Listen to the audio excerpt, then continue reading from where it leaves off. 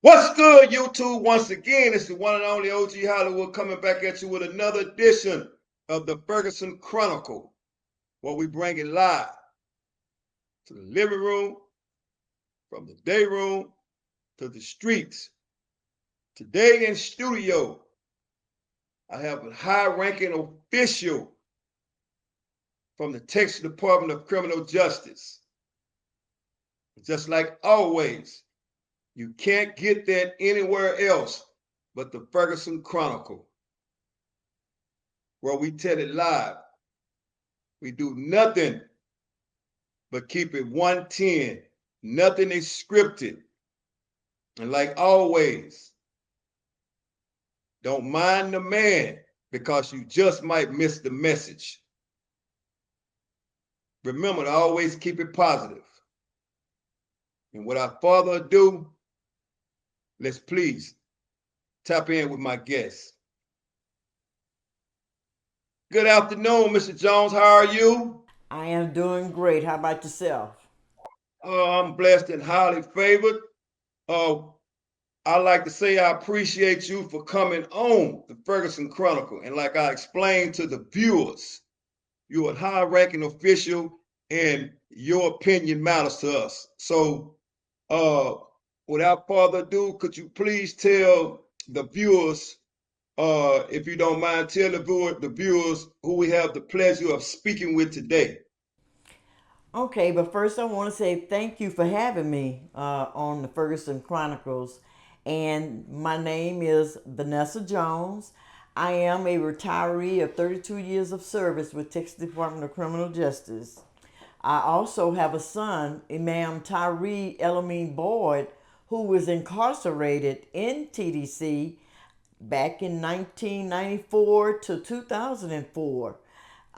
We have very good messages for you as far as what we can tell offenders, population, former offenders, and most of all, any of the mothers out here that has a child within TDC also. I have held many positions in TDC, from correctional officer to assistant warden to administrator of classification and records. So I have been around a long time, since 1984 with TDC. So I just come here to sit and have a conversation with you, Mr. Henderson, and see what we can get out to everybody else. So let me ask this, Warden Jones. What was your life like before starting to work for the Texas Department of Criminal Justice? My life being a single parent was not in a bad position.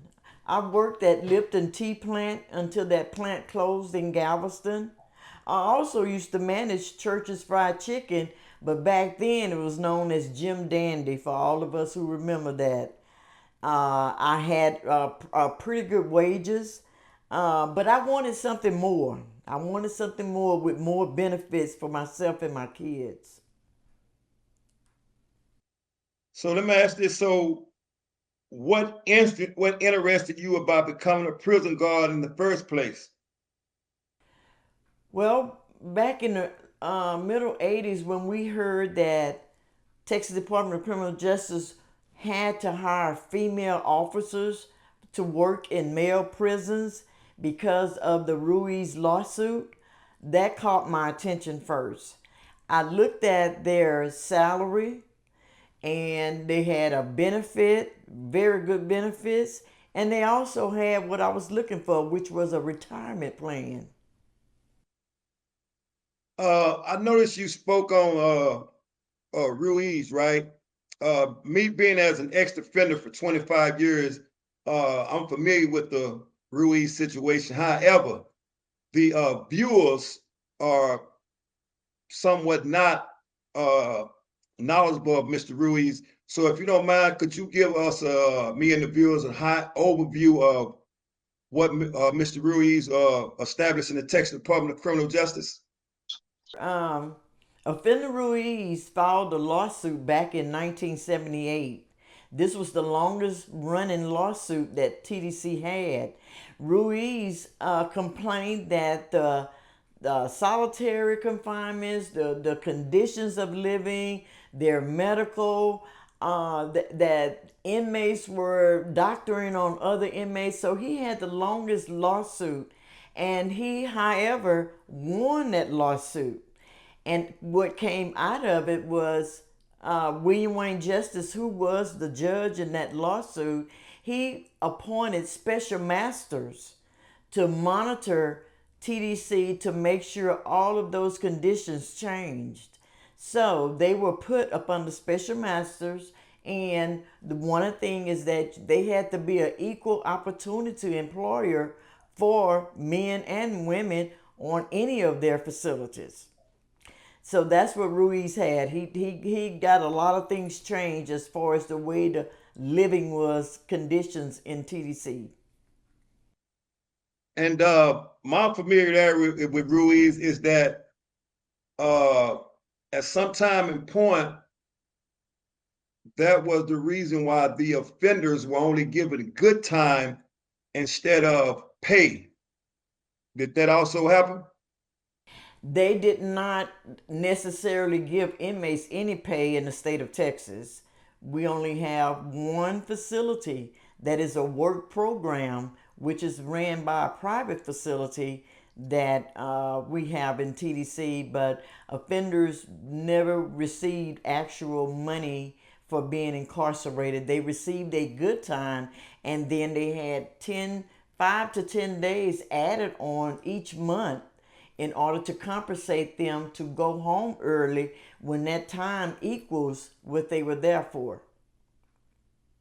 And I noticed you said special masters was appointed. Could you explain what that is, please?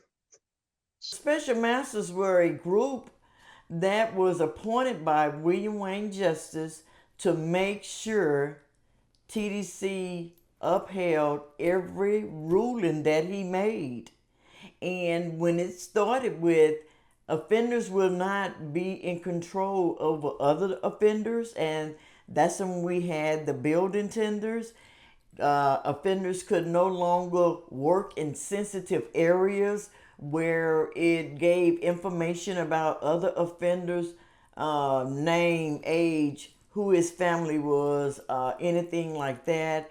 They also had to make sure that TDC started treating inmates and taking them with a medical. Their medical was a big part of his lawsuit to get them medical help.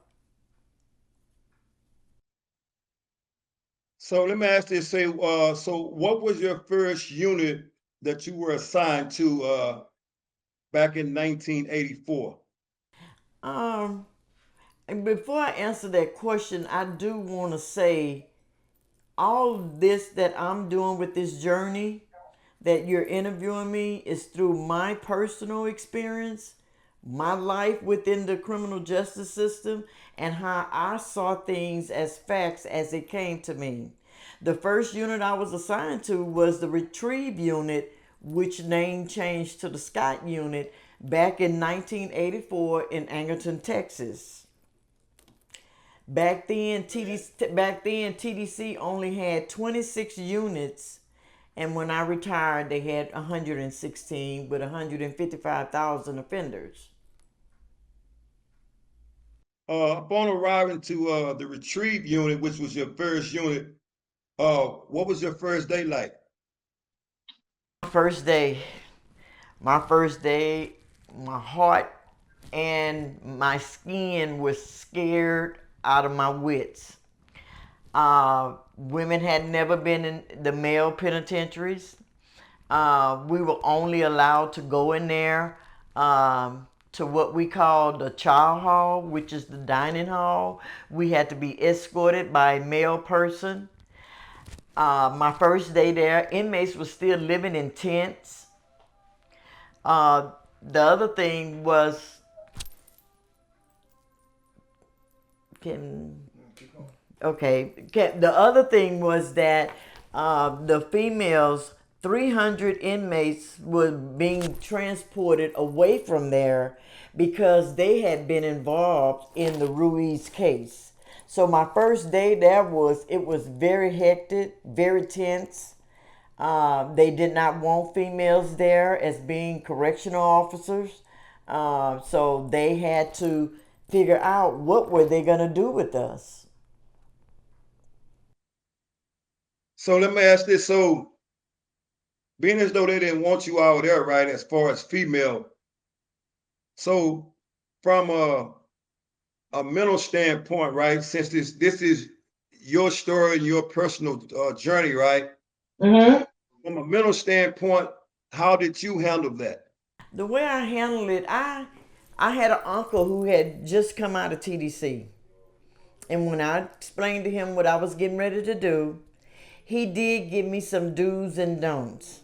So and he got me ready mentally for what I was getting ready to encounter. So all the what they call the cat calling, the whistling, the screaming about what they wanted to do with us, all that the males was inmates was screaming out at us when we did go in the building. That to me gave me my strength to stand up and look them dead in the eye and keep walking. I didn't have to debate with them about what they were saying, but just by holding my head up and walking, my uncle really prepared me and got me ready for going inside of a male penitentiary. So let me ask you this. So if you can remember, during your time in the Texas Department of Criminal Justice as an employee, what was one of your worst days working for the Texas Department of Criminal Justice?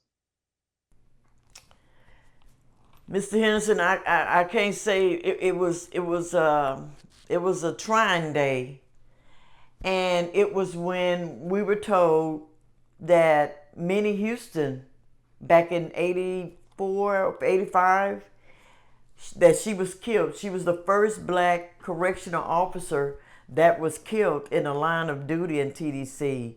And the reason why that was really trying for me and other ladies was because we were told through the grapevine system of black inmates that a female black officer was going to die. We were told that. Okay, so we all had this on our mind and trying to watch each other's back. So when it did happen, we were just still so outdone because we had to debrief ourselves. We didn't have anybody to come and really explain to us what happened, how it happened, because this was way up north at the Ellis unit. We did way down south at the Angerton unit. But the same rumors, we heard that. So we didn't have a debriefing type or anybody. So we had to pull ourselves together and say, okay, we're going to go back in there anyway. And that was decided. I think it was like 8 women that I come on that form with. And nobody else was left but me. But we all stood together and said that because that was a real sad day for us. So I have a few pictures I'd like to ask you about, if you don't mind. Problem at all.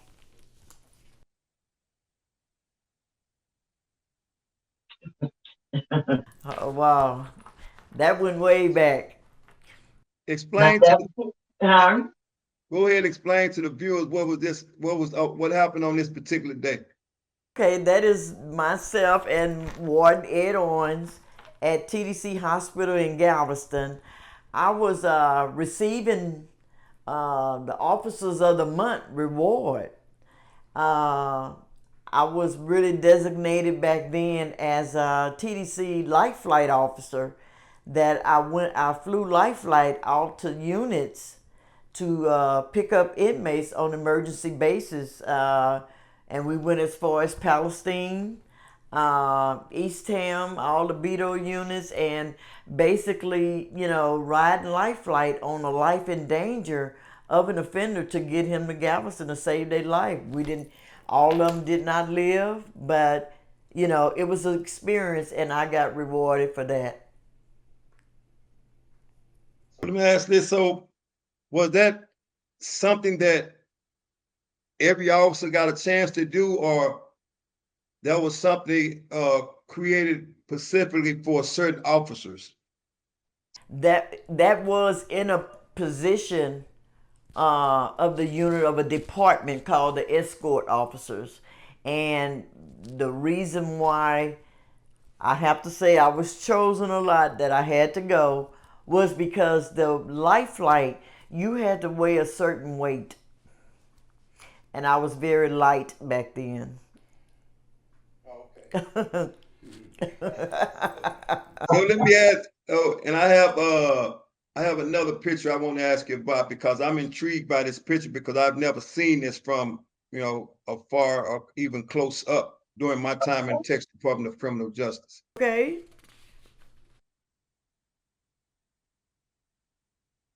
So if you don't mind, explain to me what was this picture here about? Okay, that picture there, um, every year the city of Angleton, they have their parades and stuff. So that is a group of outside trustees that was under the leadership of the Major Crawford. They were like your fraternity steppers, or your military or ROTC military type walking, and they had their own songs, their own dances, and that's what they did every year in the parade. They take them to the free world parades. Now this was in place of, we didn't have the rodeo down south because TDC only had a north and a south area. And the north them had the rodeo in the Huntsville unit area. And so we had that, of those inmates there who were very good at what they did, and the public loved them. So these particular inmates, what were they? What was their status? They was outside trustees. They lived outside in the trustee camp. We call them now G1s, is what we call outside trustee. But these are offenders that will go by themselves to work anywhere on the farm, and they will come back. They were offenders that we feel that did not or would not pose a threat to the community. And it's one thing I noticed about this one particular picture is of one color. So what was the majority of the color of inmates housed on the unit that these particular inmates were on? Okay, well, the retrieve unit was your oldest Negro form. That's what they called the retrieve unit. So they had older repeaters. That's what retrieve was. It was an older black repeaters form, and that's what was housed there. Was majority was black, and like I said earlier, when I got there, and they were shipping 300 of them off because they was involved in the Ruiz situation. So with another thing about the special masters, what they had to do was bring in some different races. And then that just opened up another can of worms for TDC once that started. But those guys there, they had been on that farm a long time, and they all black. And I noticed you said when other guys uh, were shipped in, that opened up another can of worms. Are you speaking of other ethnicities or gang members? Well, I'm speaking of other races. You're black. I mean, you're Hispanic and you're white. Once they had to get shipped there, it opened up a new can of worms, and it was a granted. Now during that era, a lot of things were stacked on top of each other, happening all at the same time. So you can't, like, I couldn't just like pinpoint where this was the reason why, because it was multitude of things happening when offenders, when they came, you know, and you had offenders like they own turf. I mean, just like out here on the streets now, people have their own turf. Well, basically, The whites want to run their part of it, the Hispanics want to run their part, and the blacks wanted to keep their control because they've always had that unit. So you had that conflict starting up, and during the 80s and the 84 and 85, TDC had the killings started. So you had killings almost on a daily basis somewhere, or somebody getting almost near death behind an assault from another offender. And it wasn't so much, it was the offenders because they was taking away the building tenders so that the officers had to tell the inmates what to do. So that was their conflict there. So that conflict was happening at that same time also. So you had a lot going on there. So let me ask you a question or two about the building tender. So uh what year were the building tenders taken away from the Texas Department of Criminal Justice, if you can remember? Um, the building tenders, I can't say for sure what year. It was in the 80s while I was there, because no more than when I got there, January of 84, they was weaning them away at that time in a lot of different positions. Because you had offenders running your count room. So a lot of those positions was being faded out, and I think that we may have been down south. We may have been some of the last units to uh, get rid of all that. In other words, and they had the turnkeys still at the gate, in the back gate, but the officer had to go with them. So they was changing a lot of ways that they did that. But it was in the 80s. They wasn't there past no 85. They was gone by then. So did you have the privilege of working with any of those building tenders or turnkeys during your time there? They started training. They were still there, but then they wasn't there. Okay, so you basically were told the right way to do things, and a lot of things that they knew that you see them training the male officers on, because that's who had to train them. So it was there, but it wasn't there. So let me ask this, because I've heard from different people that when building tenders was there, right? The prison system was ran. Uh, how should I put this? It was ran from a perspective of, from a discipline standpoint. It was ran the right way versus when they brought officers in. From your opinion, what would you find that to be true or not true? And that it was that the statement you just made to me was true. But the thing about it is that I don't think that that was good for the offenders that had to live there, because the other, it just, and I guess because I did so much of classification and records, that one offender shouldn't be over another offender to tell him what to do. Yeah, it was ran straight, but the thing about it, that people got hurt unnecessarily, and going to prison at those times, for an inmate to tell you what to do all day long or beat you, that still wasn't right. So, it only took like 9 officers or less to run a penitentiary back then, because you had all your building attendants that was your labor. So it did run it back then, but I was glad to see it go personally. I didn't think it was right. So let me ask. So during your time in classification, right? What was your main job in classification? What were you assigned to do on a daily basis?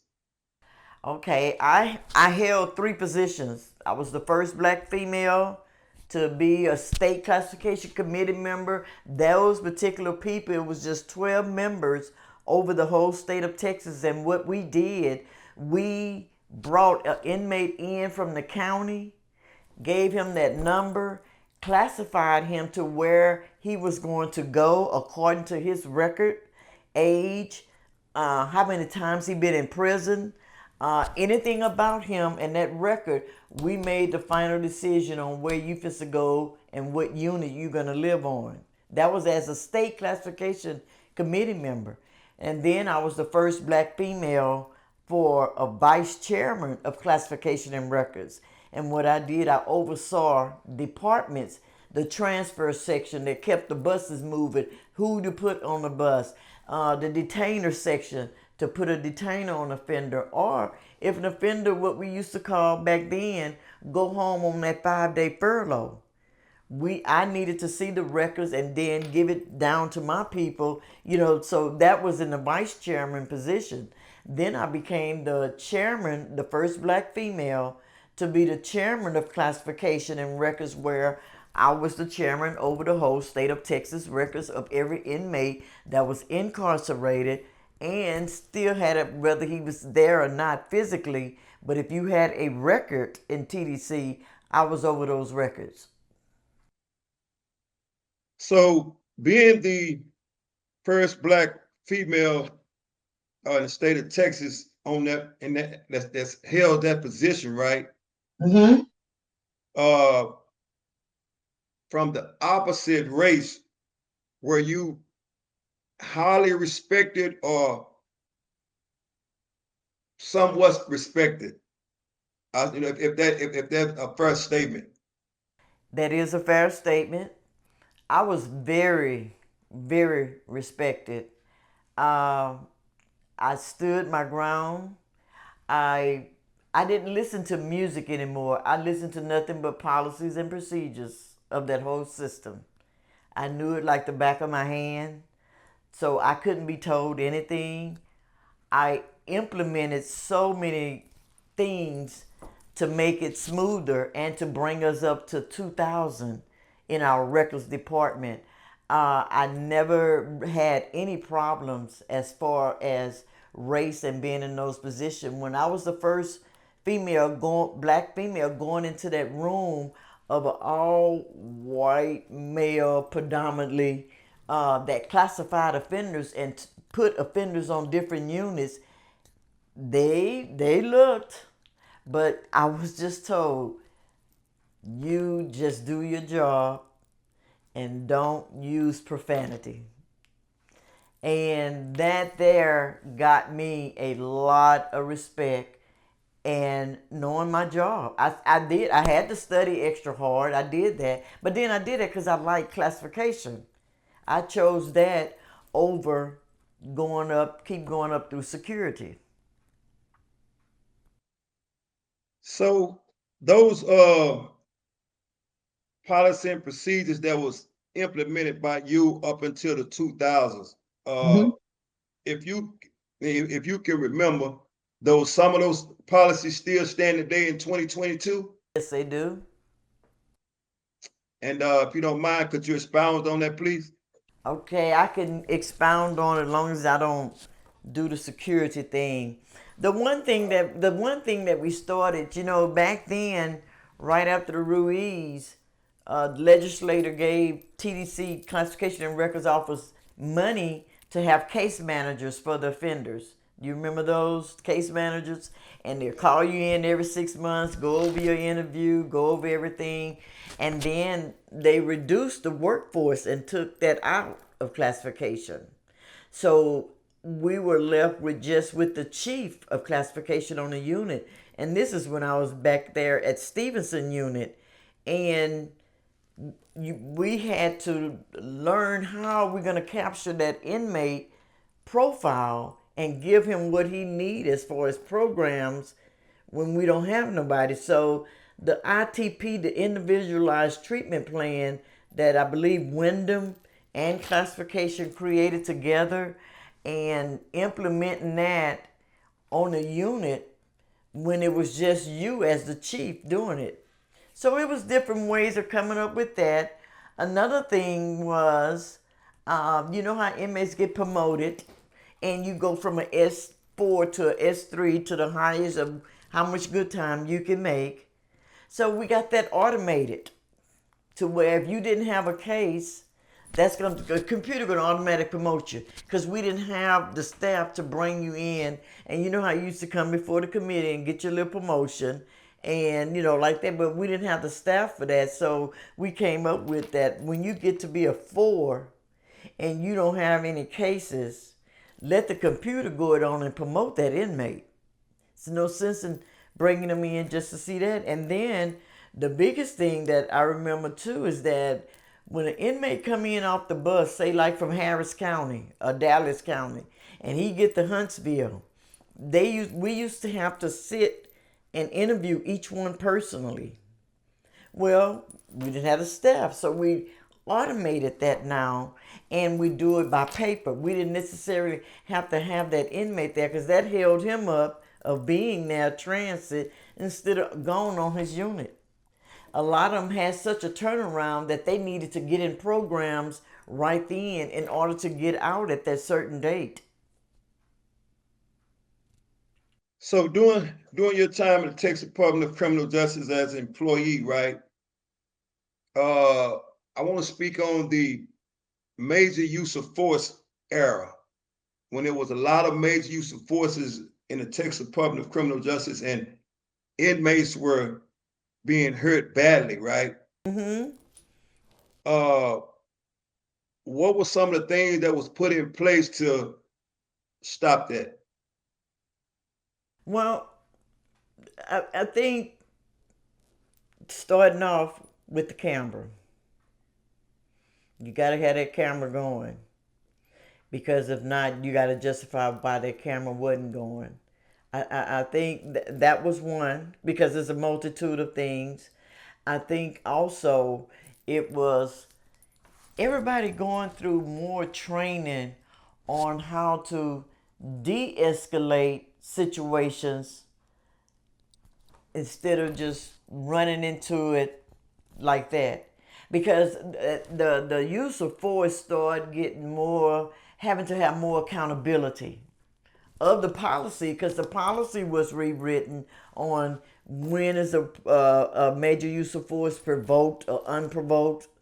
So I think coming up with that and adding on top of that the camera, but knowing the rules. And then I think to the example that was made out of a lot of people when they were turning, when TDC was turning from that, because granted, it was a lot of violence, but it was violence from officers to offenders on offenders.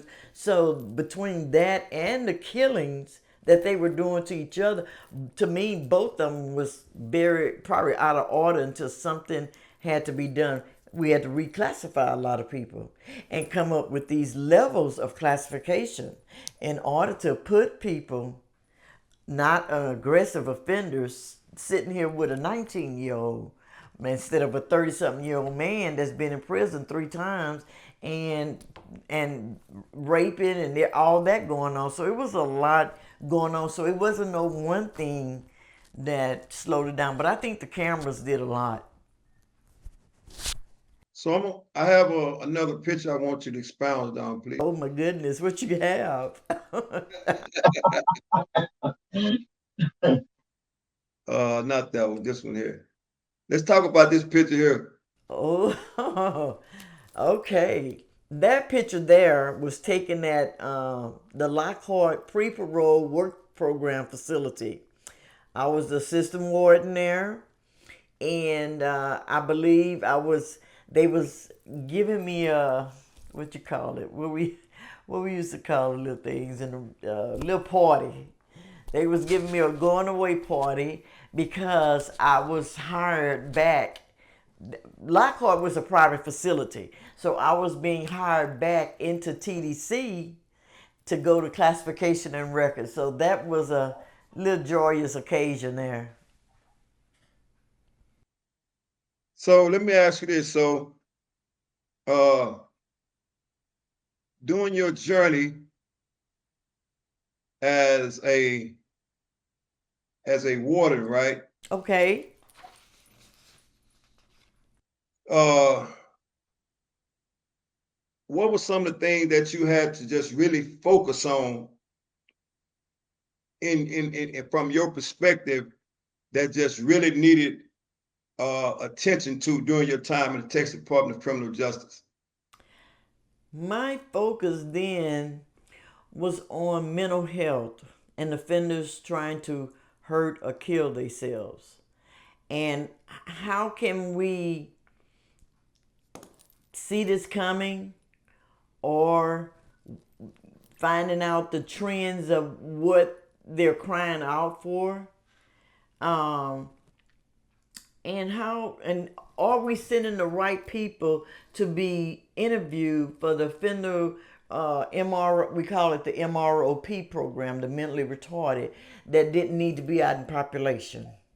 Mental health, I think, was my biggest thing that I dug into, and it kept turning over answers, and just trying to format something on how we can do a better job than offenders being out there in that population alone and then kill themselves.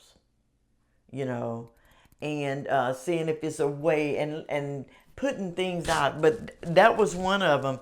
The other thing that I have is that, see, the Lockhart unit, I had 500 females and 500 males.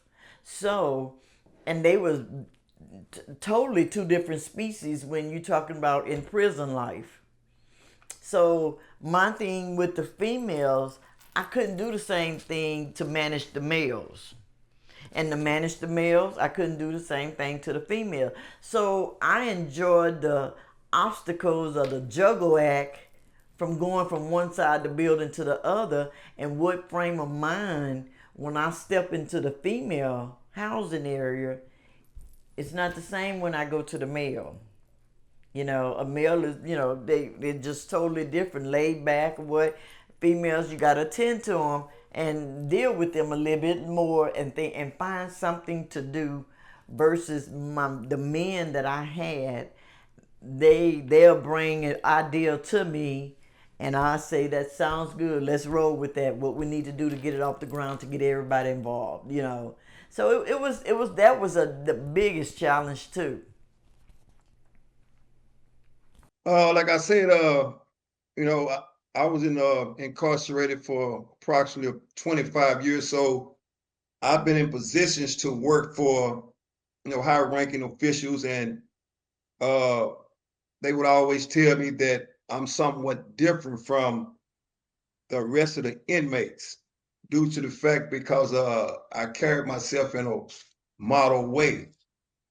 So at any time and point during your time as warden, right? Did you ever see any of those type of inmates?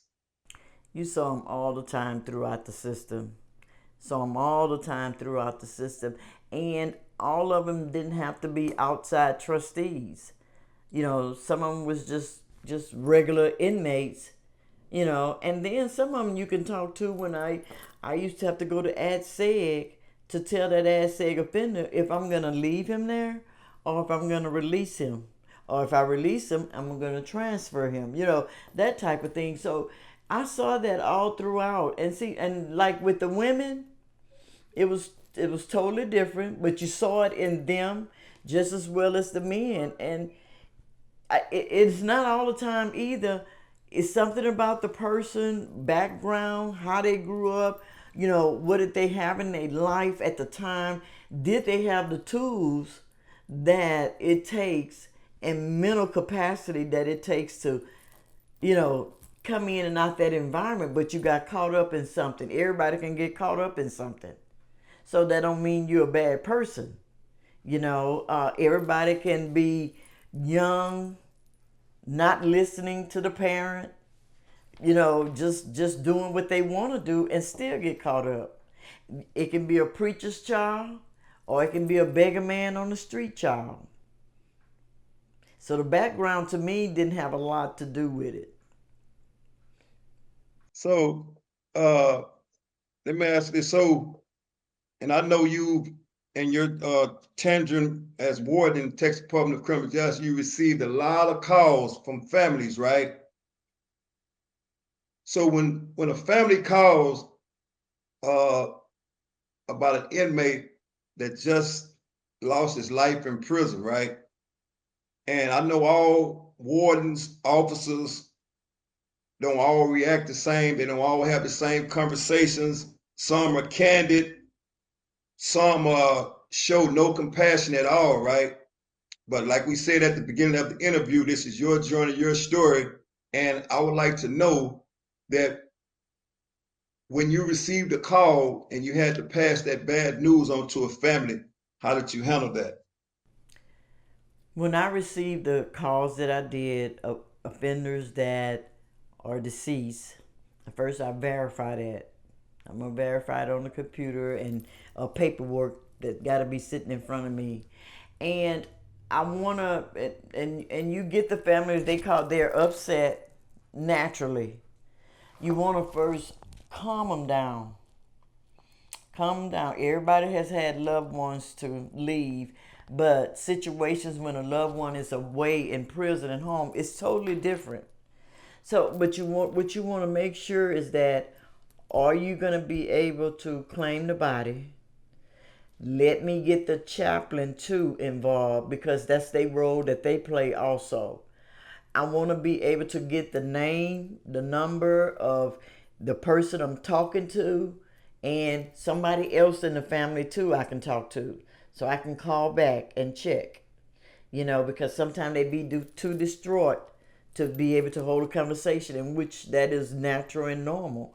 So I want to get some names in the family because I'm looking at your family listing. So my thing of it is that seeing how that family going to be able to get through this. Will they be able to claim the bodies? Some families can't claim bodies. And that makes it even harder because they do have to go to Huntsville, and go out there to the cemetery, So that's my thing is seeing how that family gonna get through it, and then getting a chaplain right by my side to help me walk through this the correct way that people can feel when they done lost a loved one. It's not my job to judge it. It's not my job to be ugly about it. But it's my job to make sure whatever tools are the necessary things that we have at our disposal can pass it on to that family. Even if it's just information, you need to call this funeral home, do this, and then you want to check back or make sure the chaplain check back with that family. And I've always I love talking to families on the phone when I was in classification, especially because that parent or that family member is doing time along with that inmate, whether we realize it or not. So when a family call and whether that they're irate because something is going wrong with their loved ones, that's my job to understand using policies and procedures and what can we do to help that family or that offender, even if it's to tell that family member he gonna have to act right before I can move him. I can't move him from one problem to go to another unit with a problem. But I tell you what, you let him know you got somebody up here that you're talking to and trying to work with you guys, and he needs to do his part because he's an adult. So let me ask this, Warden Jones, because I want to ask this question, a lot because, like I said, I did my time at Texas Department of Criminal Justice. When a man or a woman is given so much power to control a man's life while he's in prison, and this is just from your personal opinion, and we all have the right to voice that. Uh, what makes a man or a woman mistreat a man once he's given the power inside the Texas Department of Criminal Justice?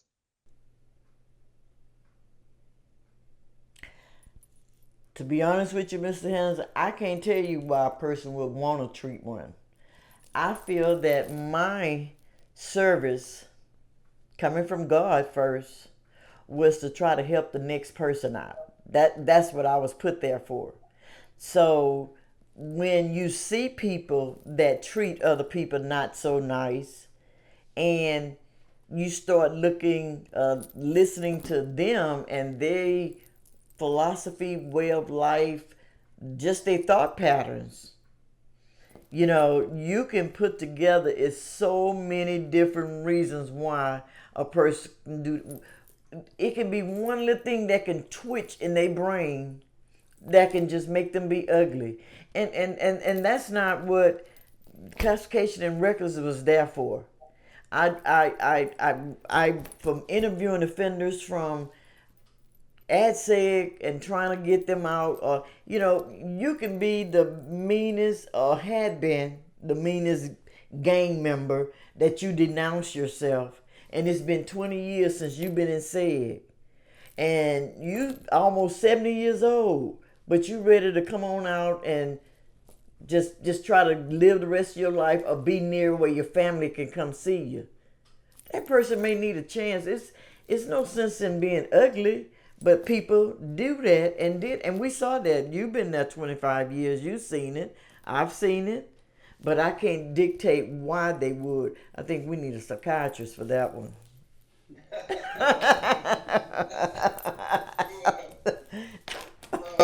Let me show you this other picture, and I'd like you to expound on it. You got another picture? Oh my God, look at that one. So let's talk about this picture here. Okay. That is the picture of me and my son Tyree when he was incarcerated on the Ferguson Unit. He was there from 94 to 2004. And that is us being us. I was his biggest cheerleader. We had a thing with me, him, and my daughter. We was not going to leave him behind, and he knew that. We was his biggest support system. So he knew he had a strong, very strong support system. So all he had to do was keep his head up, and we just did things to keep him up, and that was the key. When Tyree was locked up, and I said, okay, he got to go do 10 years. So after the shamelessness you feel, people looking at you and all this stuff, you kick your boots off, you wipe your boots off, and you say, okay, my child is in TDC. How am I going to help him make it to have his same mind when he come out? Because I don't want him to go to pieces in there. So somebody got to stand on the sideline and direct traffic. So that's what me, him, and his sister did. We stood on the sideline to keep him moving in the right direction. We didn't want him to feel nothing about I may fall apart. So that wasn't even a question in mind for neither one of us, all three of us, because like I said, families do time with that offender too. So that's what that picture is. That's me being a cheerleader. So, so let me ask you this. So, uh, from a mother standpoint, right? Mm-hmm. What would be, because you was in a position, you was on both sides of the fence. You was a warden and you had a son in prison, right? That's correct. And that's like trying to be in two places at one time. Okay. So how did, I mean, because people want to hear uh how did you prepare yourself to go inside of the prison as a warden and also be able to come out and have a son that's in prison? It was hard. I'm not gonna jive. It was hard. I had to I was already a strong person, and he knew that. But I also had to swallow a lot and say it does not matter with my son being incarcerated and me working for the penitentiary. Because my goal was still the same. The benefits for my family, the pay, and a retirement system. And I was told during one of my during one of my tenures of promoting within the system so much, I was told, I know about your son, but that's no reflection on you. You keep doing what you're doing, and you're going to get rewarded for what you're doing. He said, but I like you supporting your son. And you told us from the very beginning, you will be going. You will be sending money, you know. And you have not missed a beat. And I knew all the time this was being, washed and all that. But the thing about it is that knowing what policy says, helping when they created new policies on visitation and offender, knowing offenders when all that came out. So it was hard. I would go to the dollar store and buy 4 or 5 encouragement cards. I send them a card every week.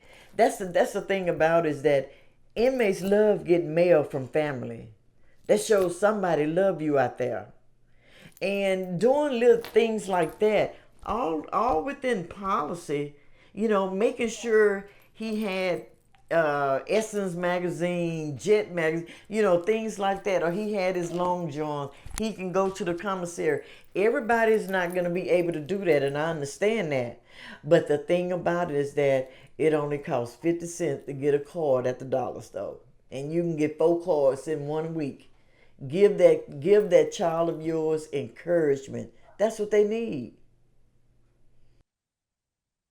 So, Warden Jones, let me say this before I go any further, and this is for the viewers. Okay. Once again, real life stories, real life people, and you can only get that here at the Ferguson Chronicle. And today, you are getting it from an ex-warden, Warden Jones, that is. And I'd like to ask you for any mother or any father that might watch these videos, from your opinion, right? How encouraging it is to them to be able to watch this, and should they watch this show by the name of the Ferguson Chronicle? I like to say, especially with Mother's Day coming up next month, to all the mothers or mothers that have someone incarcerated, love on them. Show them that you still love them. He didn't say everybody was gonna walk that little path down there and everything, but it can help them. A strong support system can get you out of there and help you when you get out. Being positive. You said that earlier. Thing about it is that when we have one that's incarcerated, and yes, it's Mother's Day, but the thing about it is that if you can't make it up there to see him, find out from TIFA, from the resources, from programs. Either can I get him closer to home, or can somebody give me a ride up there? Because they do have that. And then what I enjoyed was when they call up to the state classification office, and that mother needing directions on how to do something, it's helping them out with policies and procedures on what they can do. That that is so important. That's one of your resources as a parent, as a father. If you don't know something, call up there, talk with those SCC members. That's what they're there for. Each one has about 6 programs they run. It may be the very next one that your son need to get into. I'm an advocate for classification and records. So, once again, real life people, real life stories, man, and it's coming straight from Mrs. Warden Jones. Uh, Once again, I appreciate you for coming on the show, and I wouldn't have had it no other way. Yeah, I've waited for this day for so long to be able to be on this side of the fence, to be able to converse as a free man, and give my ideas versus me being in prison. And today is no other, it's no different, you know. So I want to give you this time to leave any advice for those that might be watching this channel or watching you. Because sometimes it's different when it's coming from an outside source looking in. And you've been that outside source for so long, it's different coming from you versus coming from me. Okay. Well, Mr. Henderson, I want to say again, thank you for you and your guys that work with you of putting this together and asking me to come on. And to, first of all, say to the mothers, like I said before, hang in there. Hang in there with your child. Don't give up on them. The other thing I like to say is that to the inmate population, former inmates, or former or current employees, usually programs and talking and giving people tools and resources to help them, if they ready to get straight, they will help. The programs have shown it do cut recidivism. I really believe in programs. And then, like I said, to my brother, Mr. Boyd, Mr. Hockley, and Mr. Henderson, I just want to say thank you for having me. And I really pray that something I said have helped somebody else out, if no more than picking up the phone and calling to get more information on whatever you're looking for. That's it, Mr. Henderson. I appreciate you coming here once again. Real life story, real life people. You cannot get that anywhere. Nothing is scripted at the Ferguson Chronicle. This is the highest ranking official that had ever grazed the screen of the Ferguson Chronicle, with many more to come. Thank you. Those that are watching, remember to like, subscribe, and share this information.